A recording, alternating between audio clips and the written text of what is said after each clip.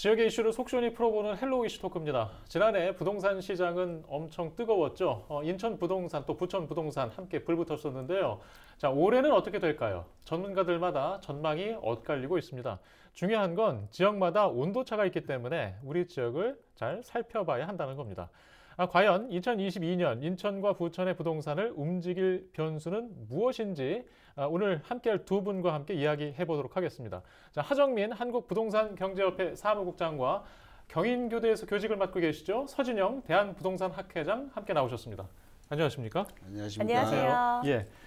자, 먼저 하 사무국장님께 부탁드릴게요. 지금 지난 한 해부터 좀 정리해 볼 필요가 있을 것 같아요. 아주 뜨거웠던 부동산 시장이었죠? 네, 전반적으로요. 서울이라든지 수도권 시장 같은 경우에는 이제 최고가 갱신, 매매가라든지 거래율이라든지 상승폭이 굉장히 많이 두드러졌던 한 해였습니다. 그 중에서도 이제 저희가 있는 인천 지역 같은 경우가 굉장히 뜨거운 이슈였죠. 왜냐하면 10년 만에 최고가 갱신하고요. 거래량도 굉장히 많았습니다. 그렇기 때문에 전국적으로 봤을 때요. 시군구의 거래량 1위를 인천이 차지하는 그런 일들도 있었고요. 매매가라든지 그리고 이제 증감률도 굉장히 높았는데 한 해 평균 봤을 때 2021년에 인천 지역의 상승률 같은 경우에는 36%대를 웃돌았습니다. 전국 평균의 상승률이 한 16% 정도 됐었거든요. 그래서 지금 김포라든지 이런 지역 같은 경우에는 예년에 2020년에 많이 올랐기 때문에 21년에는 타 지역보다는 약간 주춤한 모습을 보였지만 어쨌든 간에 부천과 그리고 인천, 경기 지역 같은 경우가 상위 랭킹에 올라가게 될 만큼 거래량이라든지 매매가가 굉장히 많이 활성화가 됐었다라고 말씀드릴 수가 있겠습니다. 네. 교수님, 네네. 인천의 상승률이 주목을 상당히 받았어요. 네네. 개발 호재가 많았던 탓일까요? 왜 이유가 뭘까요? 인천 지역의 경우에는 이제 그 예전의 어떤 시대적 추이를 보게 되면 네. 이 주택 보급률이 다른 지역에 비해서 상당히 높았었기 때문에 주택 가격 상승에서 소외 지역으로 많이 이제 비춰졌었는데 이제 문재인 정부가 들어서면서 국가 전체적으로 모든 부동산의 자산 가치가 이 유동성의 풍부성과 저금리 이런 것들로 인해서 상승을 하다 보니까 인천 지역도 이제 수도권과 비슷하게 키높이로 상승한 이런 어떤 효과들이 있고, 특히 이제 인천 같은 경우는 또 이제 신도시들이 많이 이제 들어서면서 그게 이제 성숙 단계에 접어들게 됩니다.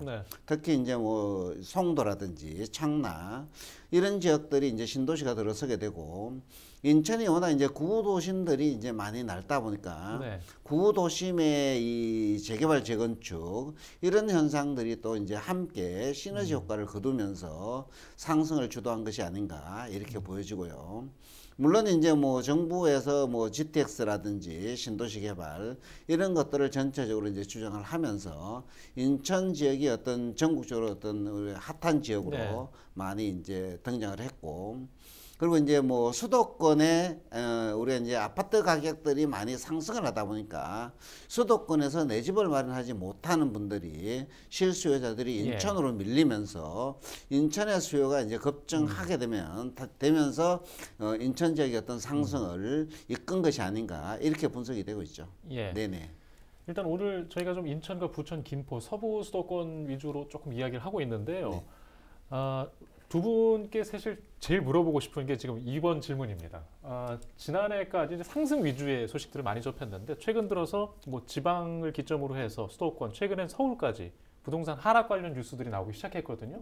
자, 올해는 상승, 보합, 하락 어떻게 전망하십니까? 각각 여쭤보겠습니다. 저는 인천 지역 같은 경우에도 우상향 기조를 유지하지 않을까 이렇게 분석이 되고 있고요.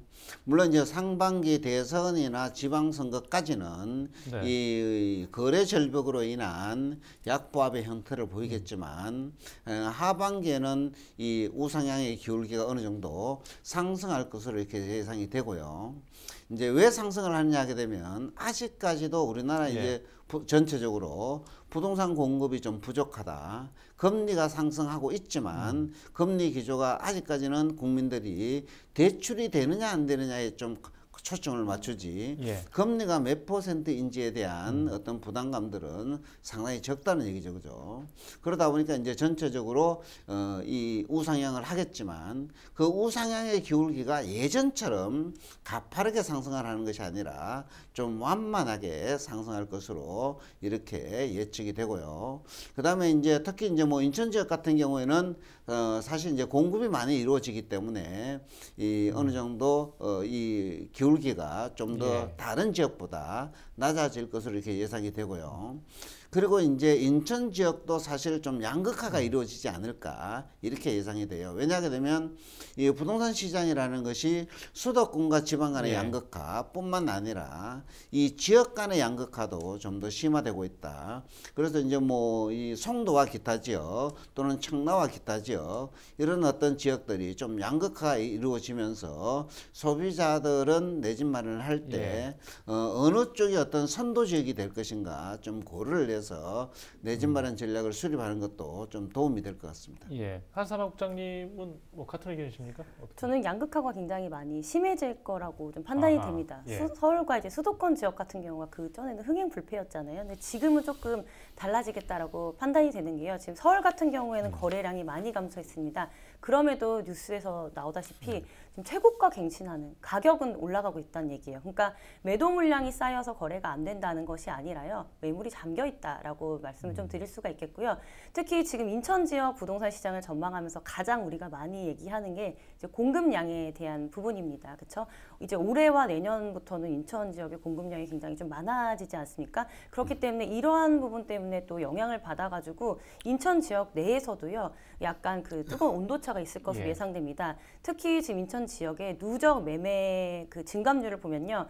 연수구가 1위입니다. 44% 정도 되고요. 나머지 계양이라든지 부평이라든지 이런 지역이 30%대를 웃돌기 때문에 기존에 너무 가격 상승률이 있었던 지역 같은 경우에는 더 많이 올라가기가 조금 어렵다라고 좀 판단이 되고요.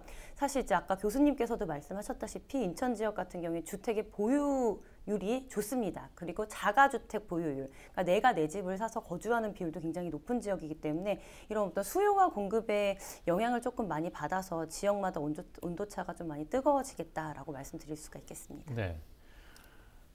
교수님, 일단 아까 이제 대선 이후에 대한 어떤 기울기도 함께 얘기하셨는데 네네. 지금 거래량이 일부 줄은 건 그럼 일시적 현상으로 좀 보고 계신가요?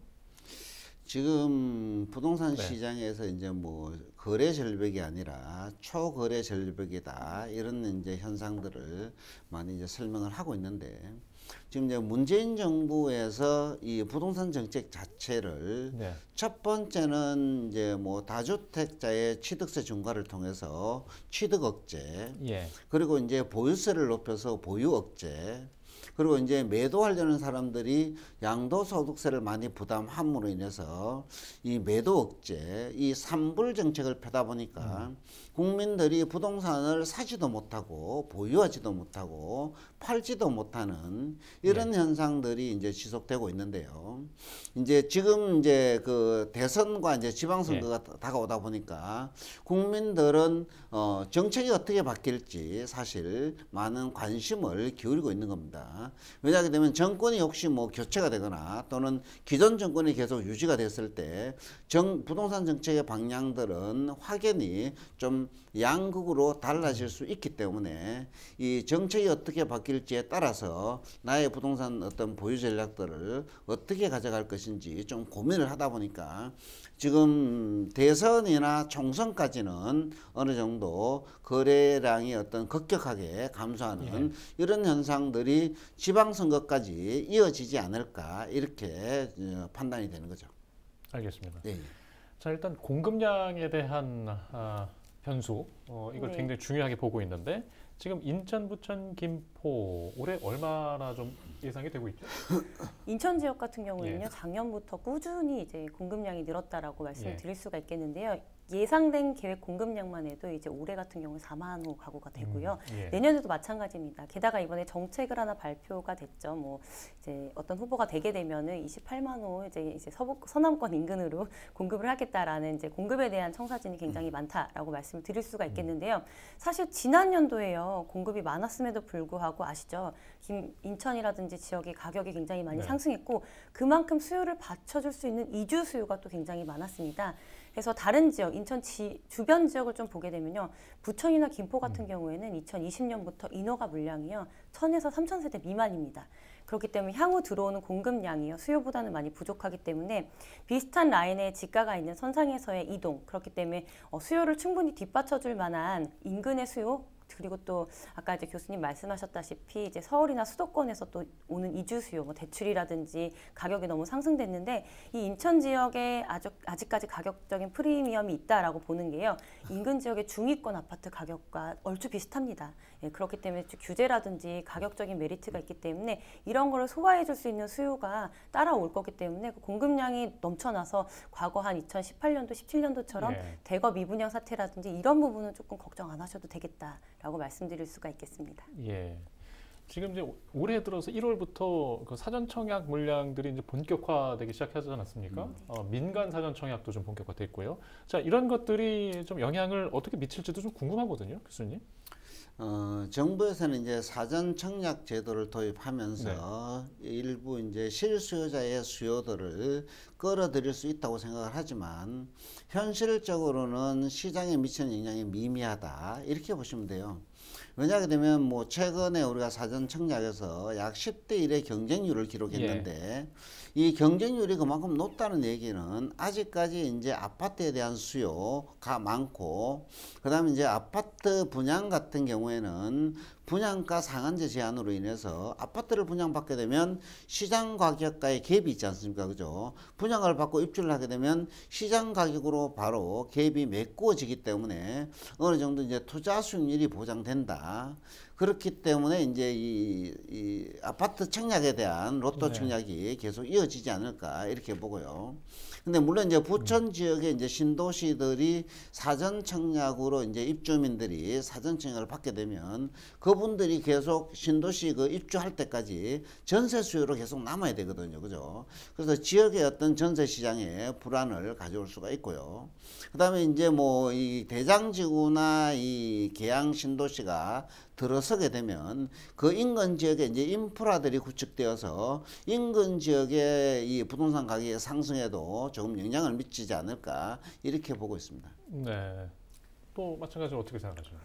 근데 이 사전 청약의 수요만으로는요, 약간 심리적인 안정감을 줄 뿐이지요. 실질적으로 이게 효과를 난다라고는 말씀드리기가 굉장히 어렵고요. 저도 교수님 말씀과 마찬가지로 사전 청약을 하면 무주택자 기간으로 한 거주해야 되는 게 적어도 짧게는 5년에서 길게는 7년까지도 봅니다. 게다가 이 중간에 이제 지가가 올라가게 되면 그거에 따라서 이게 가격적인 반영이 될 거기 때문에 사실 크게 의미는 없다라고 좀 말씀을 드릴 수가 있겠습니다. 그래서 지금 이제 사전 청약의 수요를 가지고요. 이제 향후 공급량이 너무 많기 때문에 뭐 지가가 어떻게 될 것이다라고 속단하기는 조금 이르다라고 말씀드릴 수가 있겠습니다. 예. 적어도 올해는 큰 영향을 미치긴 좀 어렵다라고 좀 이해도 되는데요. 아, 지금 걱정할 게 많습니다. 지금 이 와중에 또 금리까지 올라갔습니다. 또 더 올라갈 것 같습니다. 자, 금리 인상이 부동산 시장에 영향을 미치죠. 대출이 당장 막히는 모습도 보고 있는데요. 자, 영향이 크겠죠, 교수님? 우리가 이제 금융기관의 금리들은 돈의 향방을 가른다는 얘기예요. 왜냐하면 금리가 올라가게 되면 이 수요자들이 돈을 금융기관에 맡긴다. 금리가 낮아지게 되면 보통 부동산이나 금이라든지 실물 투자를 많이 하게 된다.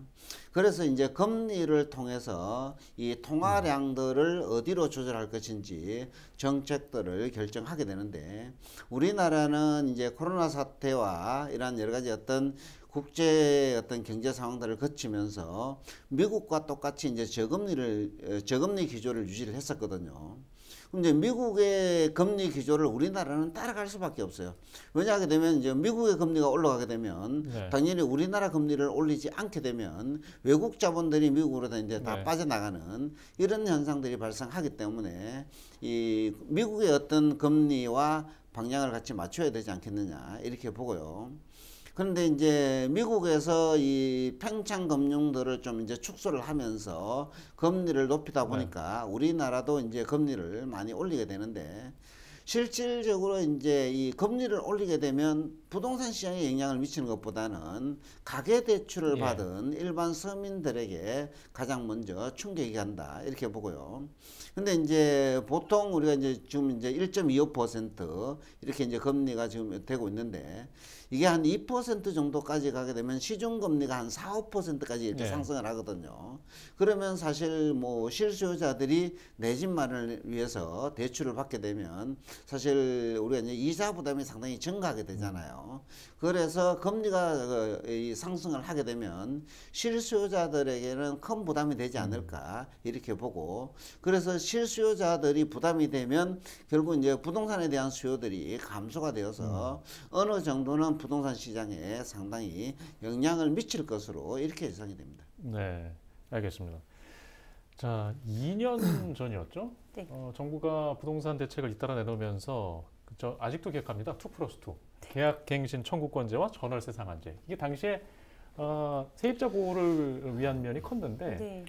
이게 4년을 계약하려고 하면서 전세가가 갑자기 크게 오르는 맞습니다. 이런 사회 문제가 발생했는데 이게 2년이 지금 벌써 도래했어요. 네. 자, 이게 최근 전세가가 거래량이 줄면서 좀 안정화된다는 기사도 나오고 있는 상황에서 네. 어떤 영향이 지금 미칠까요?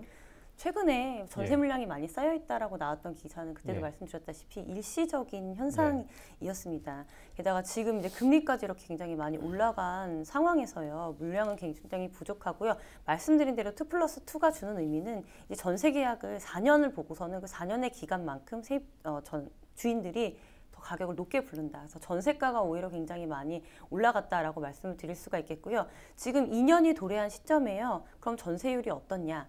물론 전세가율도 올라갔지만요. 전월세로 전환되는 비율이 굉장히 높았습니다. 지금 이제 신규로 계약되는 그런 이제 임대차 계약을 살펴보면요. 48%가 월세였습니다. 그러니까 그만큼 전세 물량이 많이 줄어들었고 또 이제 세입자와 그리고 집주인 간의 분쟁도 굉장히 많이 있죠. 뭐 집주인이 입주를 뭐 하게 해야 된다라고 하고 또 이게 또 판례로 또 이게 거짓으로 입주했을 때 이제 이사 비용과 이런 것만 물어주면 된다라고 또 판결이 났기 때문에 이러한 부분이 점점 더 이제 뭐 전세 물건을 옥죄어오고 전세가 상승을 심화시키고 양극화 시키는데 굉장히 나쁜 영향을 끼치고 있다라고 말씀드릴 수가 있겠습니다. 지금 인천, 부천, 김포 지역 뭐 유사한 현상의 영향을 받을 거로 보시나요? 네.